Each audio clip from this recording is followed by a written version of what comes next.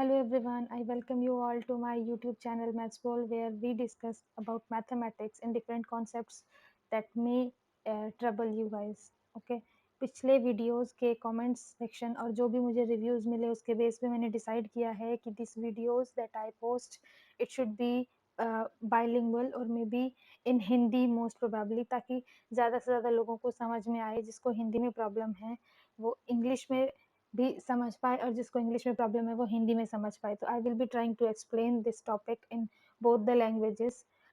आज हम पढ़ेंगे एक टॉपिक के बारे में जिसके बारे में आई डोंट थिंक मैंने इससे पहले कभी सुना था, but the theorem is Jadhav theorem.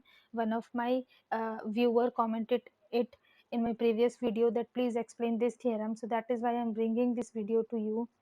And so without wasting any time, let's get started. Okay, so let's get started.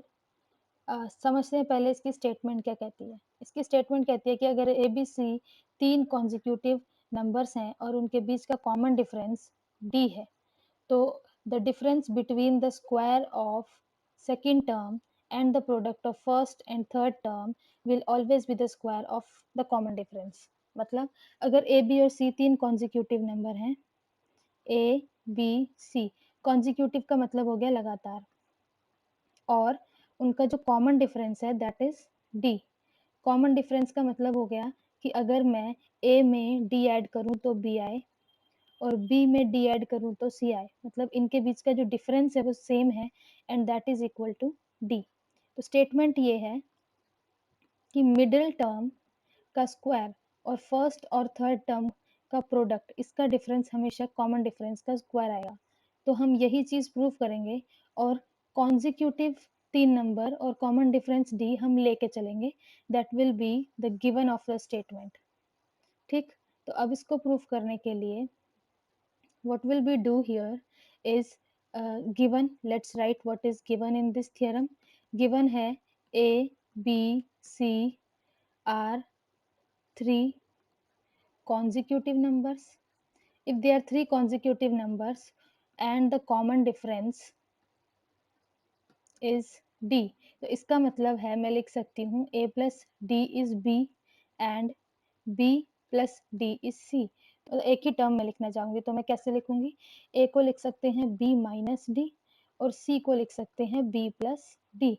तो तीन नंबर जो अभी तक a b और c थे वो अब क्या बन गए?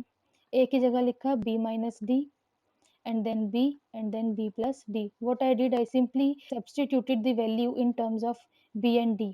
a की वैल्यूज b और d की टर्म्स में, b की वैल्यू और c की वैल्यू। और अब हम लेके चलेंगे कंसिडर, जो भी हमें प्रूफ करना है, consider b square minus ac। when I take b square minus ac and substitute all the values, b square minus a is what? b minus d and c is what? b plus d. I will get b square minus d square. Why so? Because we are using identity here. A minus b into a plus b is equal to a square minus b square. That is the identity we are using. So we got this, and after simplifying we got b square minus b square plus d square. b square will get cancelled out, answer आया t square। तो यही तो हमें prove करना था, hence proved.